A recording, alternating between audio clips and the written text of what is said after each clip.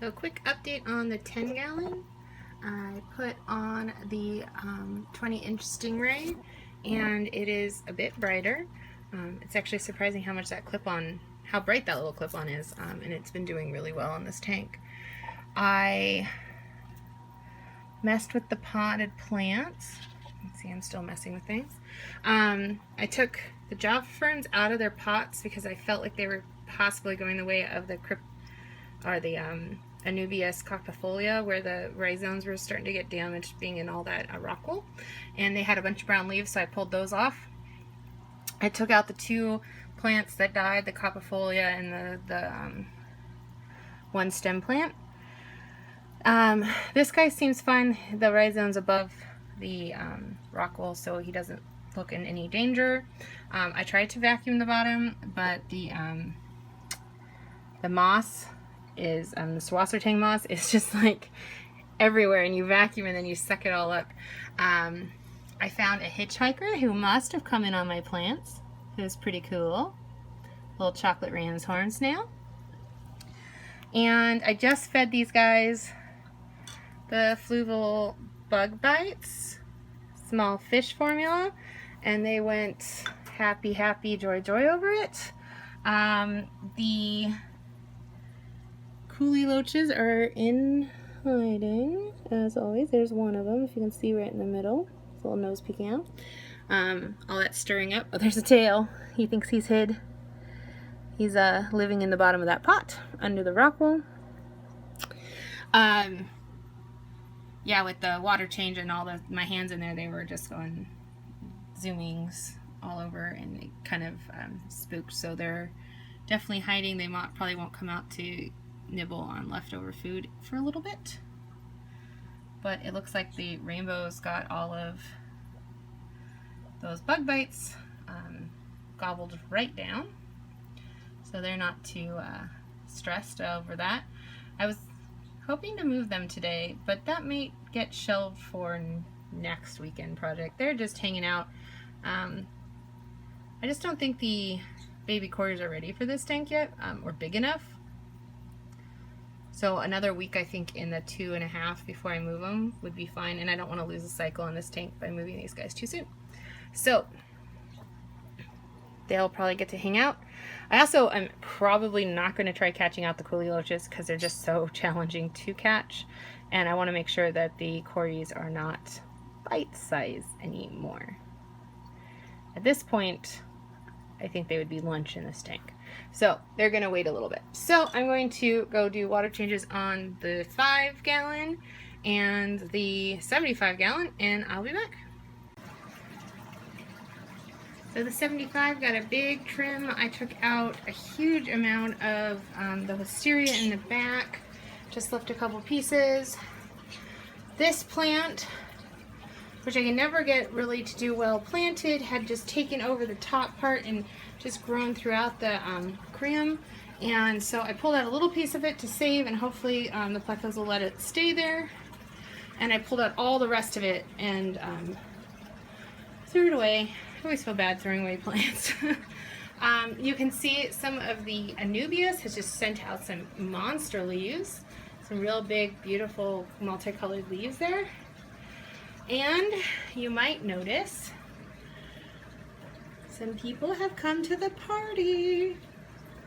So the Siamese algae, or not the Siamese algae, the Siamese algae eaters, which are the size of bratwurst, have got some new friends. So we got the roseline sharks and the Bosmani rainbows have come finally to join the 75 gallon. So you see the male Bosmani back there. There's 2 males, 3 females, and then there's 5 of the rainbow or the roseline sharks. Although I swear I only caught 4, so there may still be one in the tank. I didn't shut it down or anything. It's just going to be refreshed and then used as cory grow out. So some new inhabitants over here. Those roselines should get as big as the Siamese alligators in no time at all. especially now that they have a lot bigger tank. There's tons more room for them to swim around, and I feed this tank a lot more frozen food than I do quarantine, just because, I mean, it's easy. I throw a big chunk in here where I have to defrost it and serve a little at a time until it's eaten in quarantine. So this tank is getting a bit of an overhaul today. Hold on, gotta start it back up into the messy kitchen. Turn off the Python. Y'all know this part of the routine, I'm sure. And then we turn the sump back on.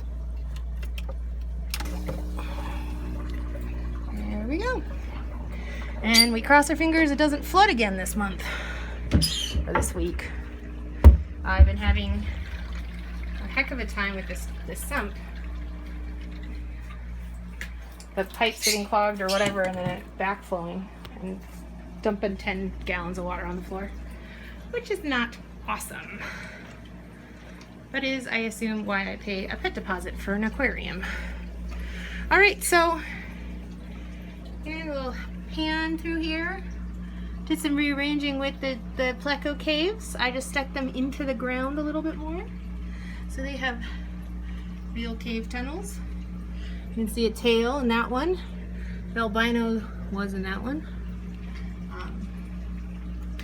And my nano Anubias jungle. Because if you grow it for 3+ years and you have a ton of it to start with, you have it everywhere. And I noticed one of my lily bulbs is finally throwing some leaves. So I'm hoping, this tank has felt really dark for the last couple weeks, that this massive plant trim will help. If it doesn't, I'm going to need to maybe supplement the light fixture. Maybe throw a stingray on here just for some added boost. But it seems okay right now. Alright, I will film the 5 when it's done too. Hope you're enjoying the aquarium updates. You wouldn't imagine there's actually fish in this tank, would you? They're all hiding because I did the water change. But I just put food in, so they're going to start darting out for it. It's funny because 90% of the time I see all the cardinals, and they all just hang out right here in the front corner. They definitely have a hidey hole that they can get back to in the back corner where they feel super safe. And you never see them. I can take this sticker off. I wonder if I can. I need a razor blade to take that old thermometer off. It doesn't work. So as you can see, the problem with putting wood really close to the front of your tank is it's really hard to algae scrape. Then an algae scrape today. I'll do it next week. But definitely needed a water change. Got their temperature back down, so they are now sitting at 77-ish. Of course, it's getting harder and harder to keep the indoor temperature at 70. Hotter it gets outside, hotter it gets inside. The AC can only do so much.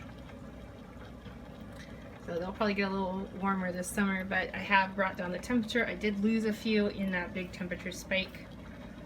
I think I lost like 4, which is a bummer, but everyone else is doing well, and they're little piglets. And if you stare in the tank long enough, you can usually find 3 Amana shrimp, which I remember getting 6, but I can usually find at least 2 or 3. So there's at least some shrimp in there somewhere.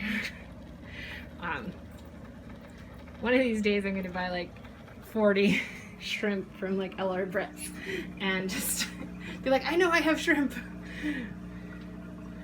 So everyone's water changes are done except for babies. So the babies got the new light. I'm going to make a little lid for them so that we don't get too much evaporation, but this gets such daily maintenance. It's not too horrible a deal. It just splashes water. And I don't want splashing water on my kitchen table. But there are the babies. They're not going to have light. Probably won't leave it on all the time, but I can go back to using my desk lamp for a desk lamp. And they will get that. They're super cute.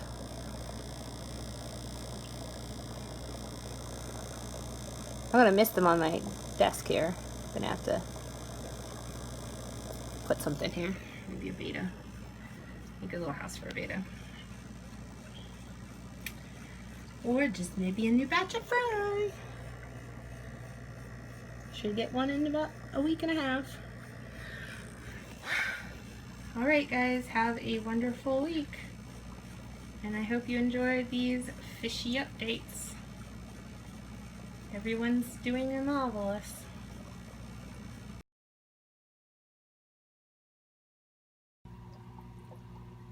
It's so empty without the rainbows and the roseline sharks. Makes you sad, even though there's at least a handful of coolie loaches. Can't see them.